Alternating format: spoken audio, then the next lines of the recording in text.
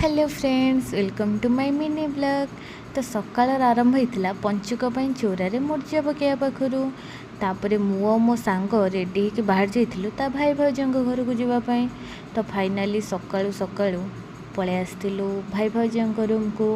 तो मुझे ये फास्ट टाइम पे आसती से मुझे जानी कौपटे कौन जीवाको से मो सांग तार आगे आगे चलता आ मुझे पछे पछे जाऊँगी कौटा कौ रूम जान नी।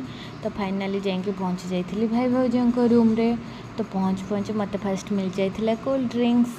तापर मुझे कोल्ड ड्रिंक्स पी देकी ड्रेस चेंज कर देकी सोई पड़ी कारण सकाळु तो जल्दी उठी ना बाहर के आसबू बोली से फास्ट मो निदटा पूरा कर देती आ सेपटे मो शोक उठला बेलू लंच पूरा प्रिपेयर होता। तो आउ कम मो कम सांग सांग जाकि खाईदेली तापर पेटे खाईदे कि आम बाहर थिलु टिके पार्लर जीवु बोली। तो संध्या बेले आम टिके रेडी होके बाहरी गलु पार्लर। तो सेठी जाकि पहुँचिक मोर किसी काम नाला मोर खाली काम था बड़ मिरर आगे फोटो उठेवा बाकी काम तो आम मैडम कर तापर टिके सनसेट देखिकी आम पलि आसलु रूम को। तापर पुणी चेंज करके छात उपर पलैलु आ पछरे मो सांग ये तार जोग आसन करुला। तो एमती मो दिन टी रोची। नमस्कार।